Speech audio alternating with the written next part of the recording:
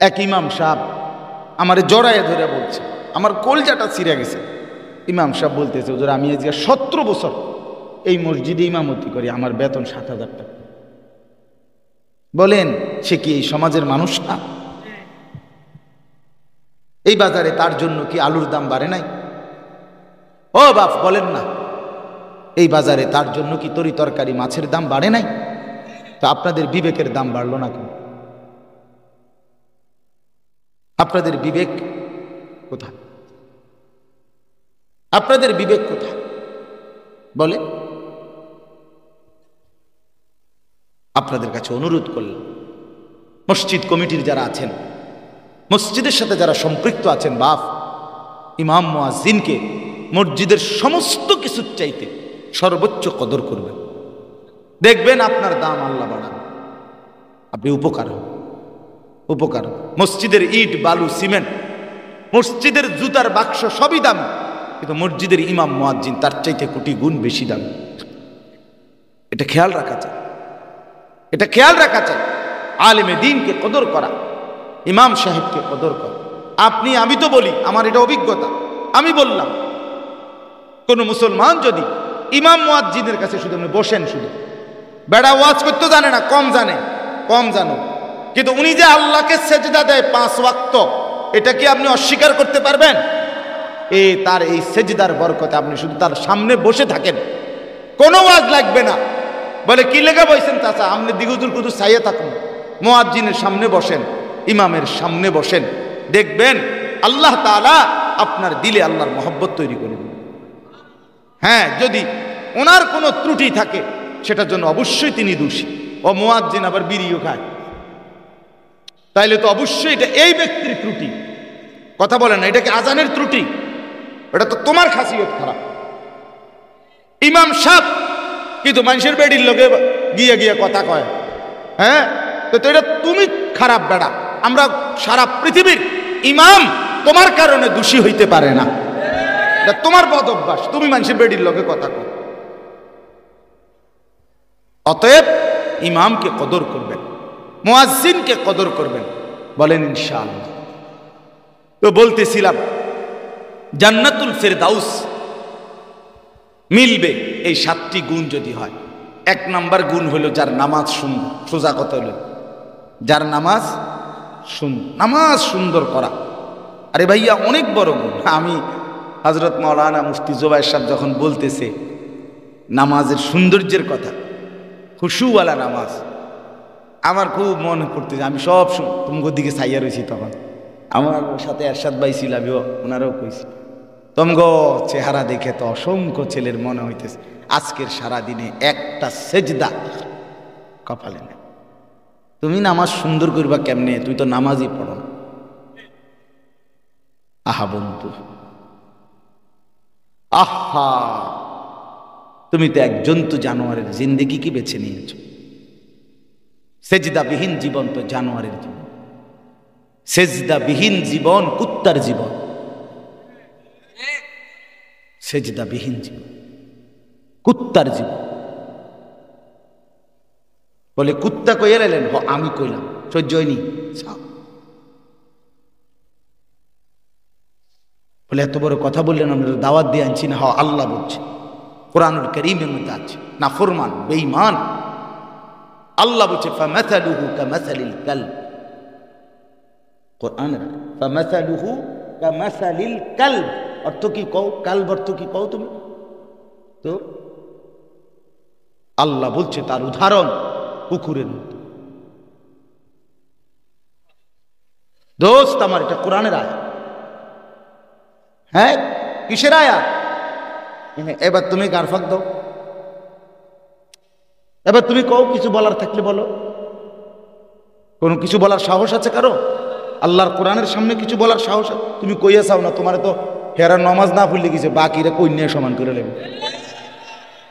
কি তারে কস তুই বেড়া? বেটা নমাজ না পড়লেই পড়ছি, তোরে কই নিয়ে এলি বেড়া, এরপরে আবার উজু করবি। তুই কোরআনের বিরুদ্ধে কস বেটা, ঘুষে এলাম বেটা, ঠিক কিনা বলেন?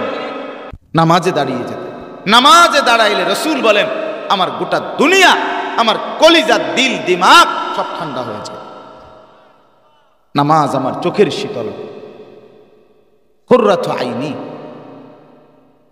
নামাজ চোখের শীতলতা, নামাজ অন্তরের প্রশান্তি। আমার ভাই, নামাজ ছাড়া মুমিনের স্বস্তি হইতে পারে না, মুমিনের তৃপ্তি আসতে পারে না। মুসলমান মানেই তাকে বলে যে নামাজ পড়ে, যে নামাজ পড়ে, যে নামাজ পড়ে। এজন্য বন্ধু, এটা গুরুত্ব দেওয়া উচিত। নামাজকে সুন্দর করে। নামাজের মধ্যে ফরজ আছে, নামাজের মধ্যে সুন্নত আছে, ওয়াজিব আছে, নফল মুস্তাহাব আছে। সব গুনে গুনে খুঁজে খুঁজে ঠিক ঠিক করে আদায়। চাচারা, আপনাদেরও বলি, চাচা ও চাচা, আপনাদের অনেক চাচা দুই ঠ্যাং পিছিয়ে দিয়ে আলগি দিয়ে আলান নামাজের মধ্যে। আমি বহুত দেখছি চাচা নামাজের সেজদা দিয়ে দুনো ঠ্যাং পিছের দিকে কি উঠে গেছে। আপনার নামাজ কিচ্ছু হয়েছে না, আপনার নামাজ হবে না, হবে না, দৈন্তান নয় কেন না।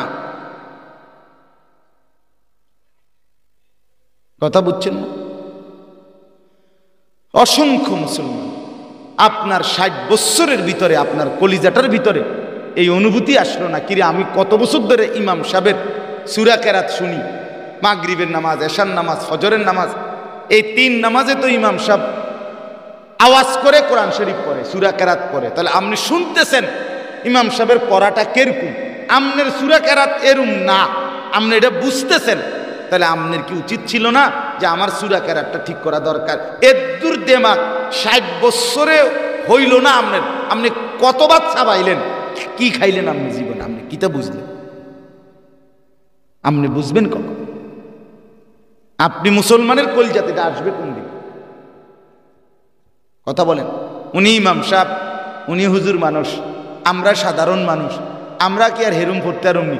আমনে কেরুম পড়লে আমনে সাধারণ মানুষের নামাজ অশুদ্ধ পড়লেও হয়, আমনেরা যদি সূরা কেরাত অশুদ্ধও পড়েন তাইলেও আমনেগো নামাজ হবে। এই ফয়সালা কোথায় ফাঁস হয়েছে? মানে এই রেজুলেশনের কপিটা কিন্তু দিলে আমার উপকার হলো, এটা এইটাই সিদ্ধান্ত হয়েছে কোথায়? কথা বোঝেন না এমনি? এটা এমনি চেয়ারম্যান অফিসে এটা ফাঁস হয়েছে। হ্যাঁ, কথা বলেন, বলেন এটা কোথায় পাস হয়েছে? এটাকে আপনারা চেয়ারম্যানই কইছে যে চাচা আমনে সাধারণ মানুষ, আমনের সূরা কেরাত যদি অশুদ্ধ হয় সাইরব আল্লাহ ভরসা না, কোনো হুজুরে কইছিনি এটা কর না, তারে ধরিলাম হইলে হুজুর কেডা হুজুর চাইতাম, লোক লইয়া গেলাম হইলে তারা ধরতাম। কথা বলেন না, কেউ বলে না। তাইলে আপনি হুজুর কিংবা পাবলিক, সূরা কেরাত নামাজ শুদ্ধ হওয়া, পরিমাণ সহি হওয়া প্রত্যেকের জন্য এক সমান ফরজ। আল্লাহর কসম, এক সুতা 19-20 করলে তো আপনি পুরা কোরআন শরীফ জানেন না, সেটা ভিন্ন কথা। ভাইজান বললেন ভালো দরকারি কথা, নামাজের সৌন্দর্যের মধ্যে নামাজের, এটা বলছেনই জুবায়ের ভাই, নামাজ ধীরস্থিরে পড়া এটা সৌন্দর্যের একটা অংশ।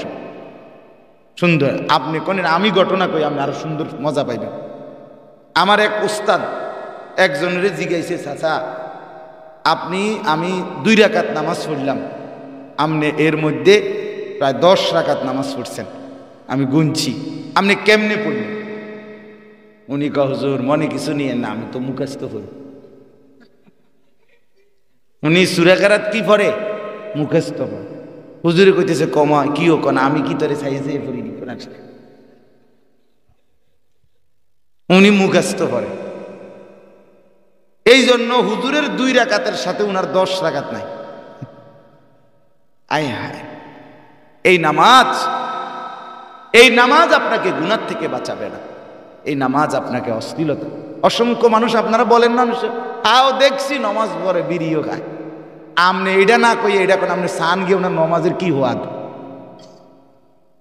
আপনি নামাজের ডগ দেখেন না যেটার নামাজ, তো এই আপনি বুঝবেন এই নামাজ বিড়ি খানার থেকে উনাকে ফিরাইতে পারবে না। নামাজ সুন্দর হইতে হবে, যে নামাজ সুন্দর হয়, সুন্নাত মোতাবেক হয়, সেই নামাজ ওই নামাজিকে বিড়ি থেকে ফিরায়, টেলিভিশন থেকে ফিরায়, হারাম উপার্জন থেকে ফিরায়, গালিগালাজ থেকে ফিরায়। আল্লাহ আমাদেরকে বুঝ দান করেন। চলেন আমরা শেষ করতে হবে। 2 নাম্বার গুণ আমি আরেকটা বলি। দ্বিতীয় গুণ হইল আল্লাযীনা হুম আনিল লাগবি মুরিদুন। আল্লাহ বলেন জান্নাতি মুমিনের দ্বিতীয় গুণ হইল জান্নাতি মুমিন ফেরদাউসের অধিকারী হবে যে নিজেকে সমস্ত অনর্থক কথা এবং কাজ থেকে বিরত রাখে। কি থেকে বলেন না ভাইয়া, বলেন না? অনর্থক কথা এবং কাজ থেকে যে নিজেকে বিরত রাখে সে জান্নাতি মুমিন, সে সফল মুমিন। এখন বলো ছেলেরা ভাই, এই 2 নাম্বার আইটেমে তোমার এই অনবরত মোবাইল টিপার কি পরিণতি হবে? তুমি যে রাত 12টা বাজো তোমার বুট খাইতে মনে হয়, তো তুমি ভাত খাবে কোন সময়? তুমি তোমার এই জিন্দিগির কি অর্থ? 3টা বাজে বন্ধুদের সাথে বের হইলা ভাইয়া, ফেলে দিও না কথাটা। একটা ছেলে হইলে একটাই বুঝছো। রাতের 11টা বাজে ঘরে ফিরলা, 8 ঘন্টা বন্ধুদের সাথে আড্ডা দিলা। কি করছিলা বাপ? আসরের নামাজ কোথায় পড়ছিলা বলো ভাই? মাগরিব কই পড়ছিলা দোস্ত আমার? এশার নামাজ কোথায় পড়েছো বাপ? 8 ঘন্টা বন্ধুদের সাথে আড্ডা দিতে গিয়ে কি বলছিলা বাপ? আমি তো 1 ঘন্টা 1 ঘন্টায় কোরআনের কত কথা বলছি কিনা? তাহলে তুমি তো 8 ঘন্টায় নিশ্চয় অনেক কথা বলছো। এই সবগুলো কথা একত্র করে দেখো কি বলছিল। এই কথার হিসাব দিতে হবে না আল্লাহর কাছে? এই জিন্দিগির হিসাব নাই ভাই। এই জন্য বন্ধু বললাম, আল্লাহ তাআলা বলেন জান্নাতি মুমিন সে যে নিজেকে অনর্থক কথা এবং কাজ থেকে বিরত রাখে। অনর্থক কথা এবং কাজ কি কি? 1 নাম্বার সমস্ত কুফরি কথা, অনর্থক কথা, কুফরি কাজ। যে কথায় কুফরি হয়, যে কাজে কুফরি হয়। 2 নাম্বার সমস্ত শিরিকি কথা কাজ, এটা অনর্থক। যে কথায় শিরিক হয়, যে কথায় যে কাজে শিরক। 3 নাম্বার কবিরা গুনাহ, কবিরা সমস্ত কবিরা গুনাহ অনর্থক কাজ। 4 নাম্বার সগীরা গুনাহ, সমস্ত ছোট গুনাহ, এটাও অনর্থক কাজ। 5 নাম্বার সমস্ত বিদআত অনর্থক কাজ, যেটা কোরআন সুন্নাহ সম্মত নয়। 6 নাম্বার সমস্ত রসুমাত, সামাজিক কুপ্রথা, যেগুলো কোরআন সুন্নাহ সম্মত নয়। সামাজিক প্রথা, রেওয়াজ, রসম, এগুলো অনর্থক কাজ। 7 নাম্বার যে কথার দুনিয়াবি দরকারও ছিল না, আখেরাতের দরকারও নাই, এমনি কথার কথা, এটাও অনর্থক কথা। একটা মানুষ এই জামাটা অলরেডি, এই চাদরটা কিনা যে 2 বছর ধরে ব্যবহার করে, আপনি জিগাইলেন এটা চাদর কিও করতে লইলেন? লইছি তো দেবিদ্যার্থে। কত দিয়া লইছেন? 2000 টাকা। বেকুব 1200 টাকা দিয়ে শিক্ষেরা বেছে, আপনি গেছেন 2000 টাকা দিয়ে চাদর কিনতে। আমি তো পুরা ঠক, আমারে কইতেন। হ্যাঁ, অথচ চাদরটা ফিন দিয়ে লেগেছে যে 2 বছর। এবারটা এটারে 1200 টাকা দিয়ে কিনা দিতে আছে, এবার লগে যাইতো নিতে আছে। আচ্ছা কি প্রয়োজন হলে? আমরা এই চাদরটা তো সে ব্যবহার করে ফেলছে যে 2 বছর। কথাটা বুঝছেননি আপনি? আমনে বলেন আমি কিন্তু খারাপ কি করলে বেটারে 1200 টাকা দিয়ে চাদর কিনে দেয়, এরপরও ভাল লাগে না হুজুর আপনার। বেড়া তো ফিন দিয়ে এলেছে যে 2টা বছর, আপনি কীর্তন এটা করলেন দেখেন। এই অর্থাৎ যেই কথার দুনিয়াতেও কি নাই, প্রয়োজন ছিল না। কথা বুঝছেন কিনা? এরম অনেক কথা আমরা বলি না। একটা ছেলে শার্ট সিলাইয়া অলরেডি ফিনতেছে, হে এটার উপরে কইতে কিনছ, কারে লইয়া গেছ, বেটা একসাথে সবসময় চলি, বেটা কইলি না একটা 12 জিঙ্গাই লিও না, বেকুটি একটা স্কুল দিতি, আমারে কইতি, অটো আমার পরিচিত, আমরা নিজেরা যাইলাম, হইলে লইয়া আইলাম, এতগুলো কথা। এবারটা কি শার্ট এটা খুললে হালাই দিত নাকি? এ কথার অর্থ আছে নি? কথা কর, এটা লগ, যে কথার আখেরাতের কোনো উপকার তো নাই, দুনিয়ারও কোনো কি নাই, প্রয়োজন নাই, এটাকে অনর্থক কথা। এই সবগুলো কুফর, শিরিক, কবিরা, সগীরা, বিদআত, রুসুমাত, এবং যে কথার মালা ফাইদাতা ফিহি ফিদ দুনিয়া ওয়াল আখিরাহ, যে কথার দুনিয়া আখিরাতে কোথাও কোনো উপকার নাই, প্রয়োজন ছিল না, এই সব কথা কাজ একজন মুমিন করতে পারে না।